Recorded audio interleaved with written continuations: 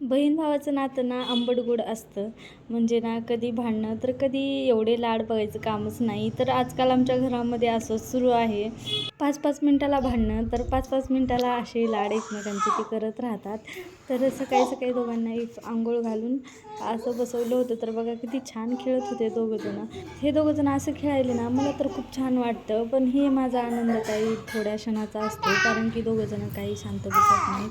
आमच्या इथं ते गोडीनं खेळण्यापेक्षा जास्त तर भांडणंच होत असतात. आमच्या घरात तर हे दररोजचंच आहे. तर तुमच्या घरात पण असंच होतं का? ते मला नक्की कमेंट करून सांगा. तर घरातली कामं ना लवकर झाली की खरंच खूप छान वाटतं आणि रिलॅक्स फील होतं. तर आज जरा माझी जास्तच लवकर कामं झाली होती. म्हणजे त्यानंतर मग बाकीचं काम राहत नाही आणि फक्त ह्या दोघांकडं लक्ष द्यायचं असतं. आजी जर घरी असेल ना तर ह्या दोघांना एवढा आनंद होतो, बघायचं कामच नाही. तर ह्या दोघांची नॉनस्टॉप मस्ती सुरू राहते. तर बघा रियाची आणि तिच्या आजीची कशी मस्ती सुरू आहे.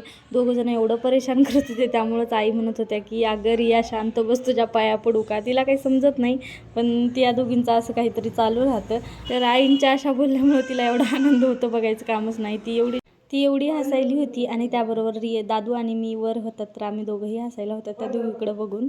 चला तर मग बाय बाय. उद्या भेटूया आणखी एका नवीन ब्लॉगमध्ये. तोपर्यंत स्टे